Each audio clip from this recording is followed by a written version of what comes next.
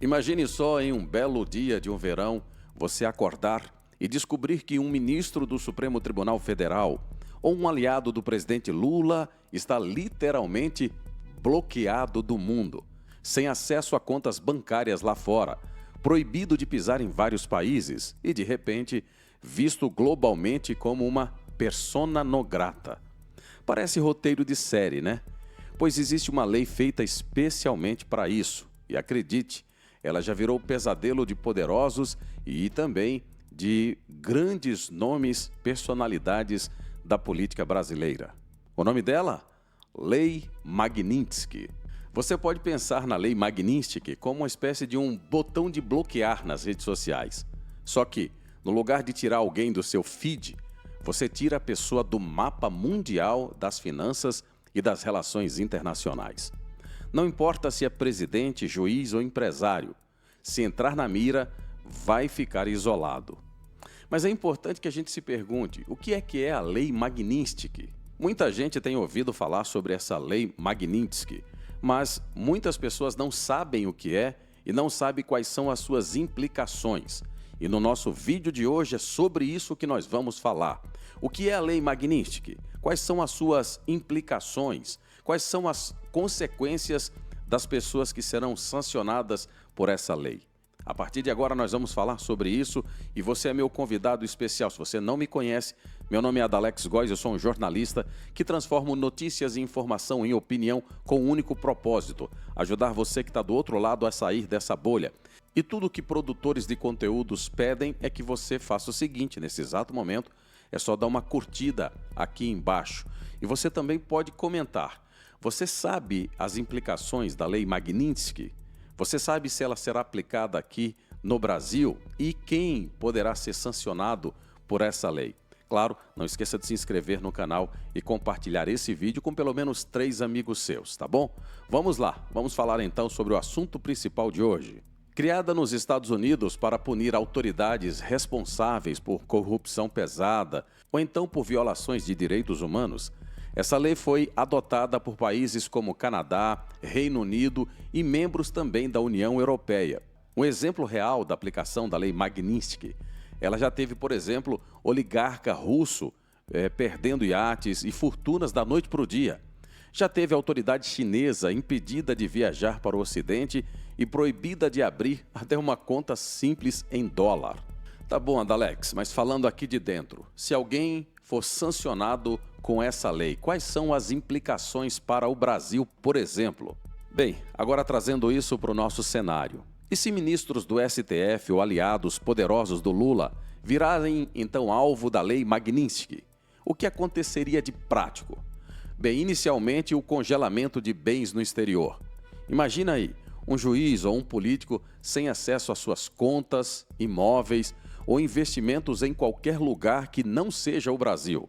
Se você conhece muito bem os nossos juízes da Suprema Corte, se você conhece muito bem os nossos políticos, você sabe que muitos deles andam viajando pelo Brasil inteiro, andam viajando pelo mundo inteiro, vão a Portugal, Paris, Estados Unidos, Espanha, como se estivessem indo no quintal das suas casas.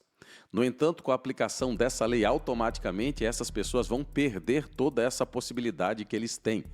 Como os ministros da Suprema Corte aqui no Brasil não conseguem transitar, ali para nenhum desses lugares, por uma questão muito clara, o que é que acontece?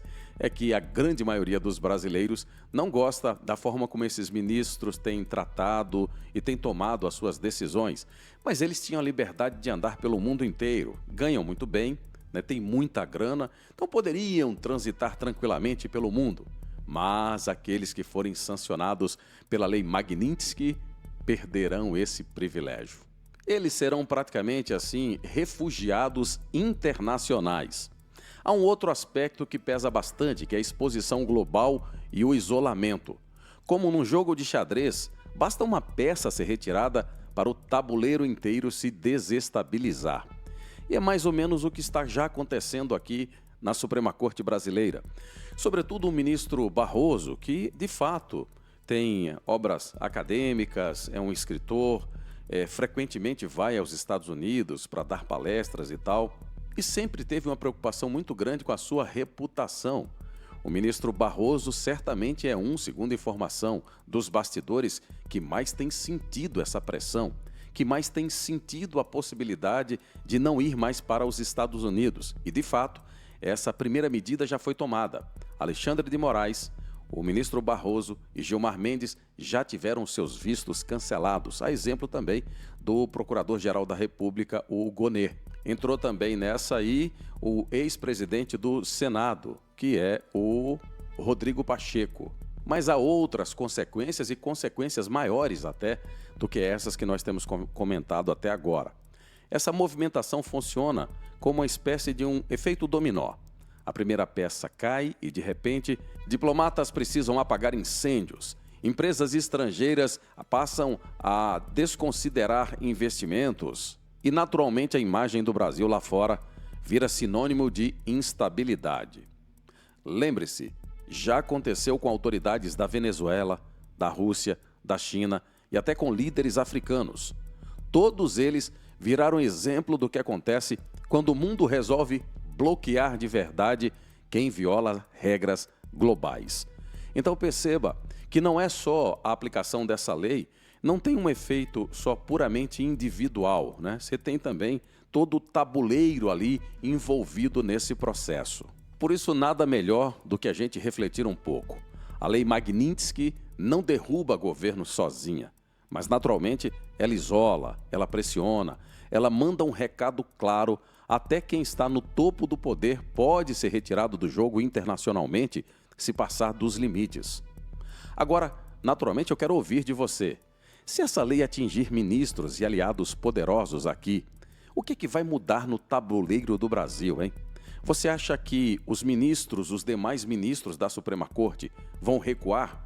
Você acha que o Lula vai diminuir a pressão da transformação do Brasil efetivamente? Nós estamos muito próximos de ter aqui uma espécie de uma brazuela. Você acha que com essa aplicação da lei Magnitsky, dessas pressões do presidente Donald Trump, algo muda? Quero ouvir a tua opinião aqui nos comentários. Responde aqui abaixo, eu vou acompanhar todos esses comentários. Se você gostou desse comentário, não esqueça de se inscrever aqui no nosso canal e também de indicar naturalmente esse conteúdo aí para mais pessoas. A verdade nua, crua e absoluta é que os ministros da Suprema Corte já estão sentindo o peso da pressão do governo americano. Não só os ministros da Suprema Corte, mas o próprio executivo, o Lula, seus aliados. Existe uma pressão generalizada, muito embora o Lula diga que não. Muito embora ele queira passar a ideia de que está tudo ok. Na verdade, não está. É só você observar como é que as coisas estão começando a acontecer nos bastidores. Por exemplo, já se fala muito claramente da possibilidade do Lula não ser mais candidato à reeleição. Imagem queimada lá fora. Naturalmente, essa briga com Donald Trump foi uma briga insana, desproporcional, sem medida e muito burra. Um terceiro ponto que chama atenção é que, de todos os participantes do BRICS, o Brasil foi o único que efetivamente bateu de frente com Donald Trump. Veja só, o Brasil querendo brigar com Donald Trump. Nem mesmo Rússia, China ou Índia tiveram essa ousadia. Muito embora eles queiram uma mudança no cenário global, muito embora eles não concordem com várias ações tomadas pelo governo americano, apesar disso, eles são comedidos na forma como se relacionam com os Estados Unidos. E mais do que isso, na forma como eles se comunicam com os Estados Unidos. E mais do que isso, entendendo quem é Donald Trump, eles redobraram esses cuidados. Mas Lula, com a segurança comum apenas aos idiotas e aos ignorantes, bateu de frente com Donald Trump como se ele fosse o gigante, como se ele fosse o governo americano e o Donald Trump fosse o governo brasileiro. O início das consequências está começando apenas a chegar. Naturalmente, essa briga travada entre Donald Trump e Lula, Donald Trump apenas deu a entender quais são as armas que estão sendo colocadas, mas ele tem um arsenal infinitamente maior de armas que poderão ser usadas não só contra o governo do Lula, contra ministros do STF e, sobretudo, contra também, por extensão, alcançando os aliados do governo Lula. como governante, é preciso você saber a hora de se colocar numa posição de defender a soberania do seu país. Mas, como uma pessoa inteligente, nos tempos atuais e democrata, e acima de tudo, um diplomata, é preciso que você entenda como você deve se comunicar com alguém poderoso, a forma que você deve falar, a forma com que você deve se dirigir, o que deve ser dito e como deve ser dito a uma potência mundial, global, poderosíssima, como é os Estados Unidos, tendo alguém como Donald Trump como presidente dessa grande potência. STF contra as Big Techs. As Big Techs são uma das principais fontes de receita dos Estados Unidos. Os CEOs das Big Techs são aliados do Trump, se alinharam com ele depois da eleição de novembro. As redes sociais, esse tema da chamada liberdade de expressão, é o principal ferramenta com a qual o Trump responde às acusações de ser antidemocrático, de ser autoritário. O presidente Lula vive provocando o Trump, acusando o Trump de coisas. Já fazia isso com o Joe Biden, mas o Biden não ligava. Mas Sim. O Trump liga. Lula, no alto da sua ignorância, cometeu erros fatais, perigosos, que poderão certamente custar-lhe absolutamente a continuação do poder, não só dele, mas do grupo comunista que tem administrado o Brasil durante todo esse tempo. Se você me perguntar efetivamente se é o fim do jogo para o Lula, eu não vou poder te afirmar categoricamente.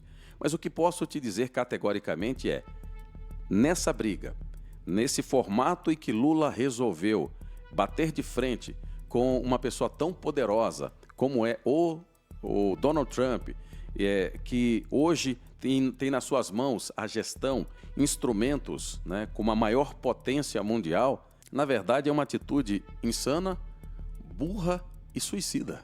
Bem, no próximo vídeo eu vou falar para vocês sobre qual foi a estratégia ou qual tem sido a estratégia usada por Donald Trump para tentar então transformar o Brasil ou trazer o Brasil de volta a um processo minimamente democrático. Hoje, com a escalada dos comunistas no poder, na verdade o Brasil está muito próximo. Se a gente estivesse carregando aquela paginazinha de porcentagem, eu diria que o Brasil hoje está 90% um país comunista. Tem apenas 10% restante. Mas o que o Donald Trump fez para tentar reverter esse quadro e trazer essa ampulhetazinha aí de porcentagem para baixo, para pelo menos 50% disso aí? Esse será o tema central do nosso próximo vídeo e, claro, eu conto com você aqui. Se você gostou desse conteúdo, considere se inscrever no canal, aqui abaixo, indicar esse conteúdo para pelo menos 3 pessoas, para que a gente possa levar essas informações para o maior número possível de pessoas. Como sempre, eu conto aqui com a sua audiência e com o seu apoio. Até logo mais, a gente se fala no próximo vídeo.